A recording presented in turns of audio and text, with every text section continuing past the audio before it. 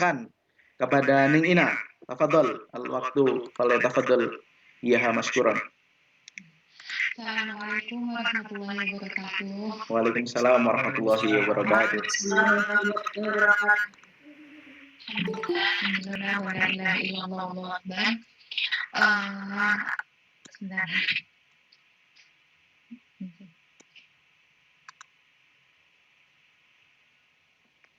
Sebelumnya terima kasih banyak atas kesempatan dan waktunya, dan saya sangat merasa terharu sekali ternyata teman-teman masih mengingat saya, masih mengingat. Padahal saya cuma sebulan atau 2 bulan di UIN, tapi teman-teman masih sangat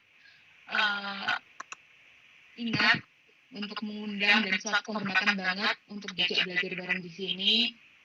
Di sini saya juga akan sama-sama belajar karena ini persoalannya adalah masalah-masalah yang tidak akan pernah habis termakan zaman, karena zaman itu akan selalu dinamis dan selalu berubah, dan permasalahan itu akan selalu datang, terutama yang akan dihadapi oleh kita sebagai penerus pondok pesantren di Indonesia ini.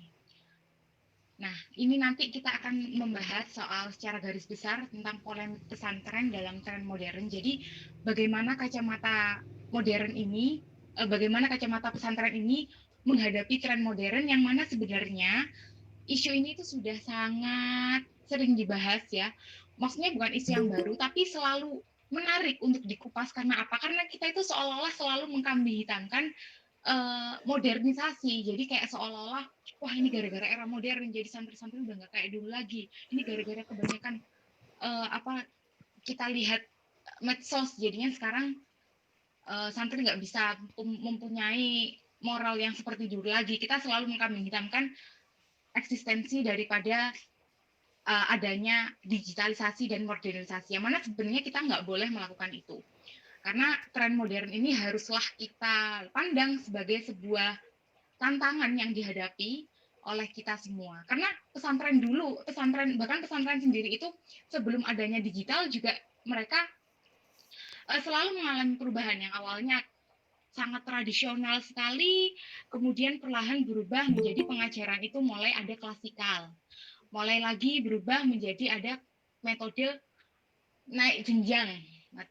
Jadi sebenarnya perubahan-perubahan itu sudah dilakukan oleh pesantren, cuma bedanya sekarang itu kita difasilitasi oleh banyaknya banyaknya media untuk bisa disorot keadaan pesantren tersebut. Nah, akhirnya kita seringkali itu lupa apa sih hakikat sebenarnya yang harus kita pakai atau yang kita gunakan untuk supaya bisa berjalan seiring nih antara tren modern itu dengan hakikat kita sebagai santri yang katanya tradisional gitu.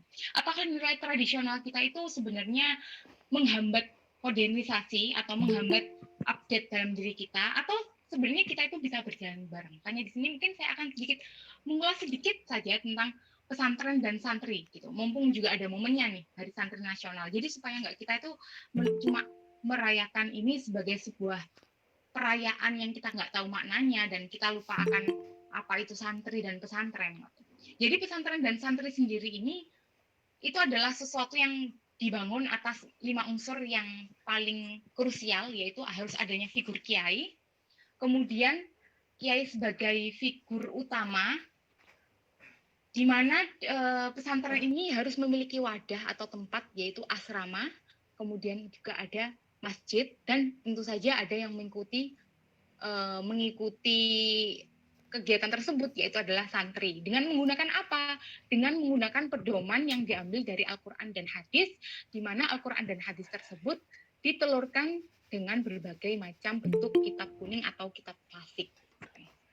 Nah, tapi seiring dengan berjalannya zaman, sangat diperlukan relevansi yang tetap sejalan dengan perkembangan zaman, sehingga akhirnya banyak sekali model-model pesantren yang lahir dari satu pesantren yang awalnya dulu hanya sederhana, hanya dari kiai, kemudian asal ada kiainya nih, kemudian ada asramanya nih, ada santrinya, ada kitabnya, kita ngaji. Dulu seperti itu wajahnya. Nah, seiring berkembangnya zaman itu sangat banyak sekali model-model yang lahir dari mengadaptasi perkembangan zaman tersebut.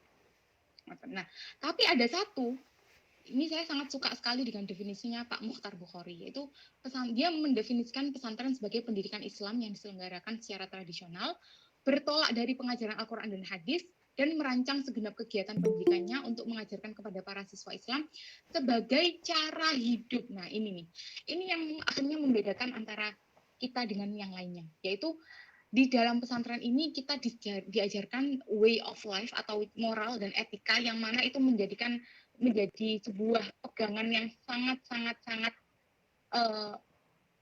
eksklusif bagi para santri. Artinya itu pendidikan yang berbasis dengan moral dan etika tidak akan kita jumpai di tempat lain.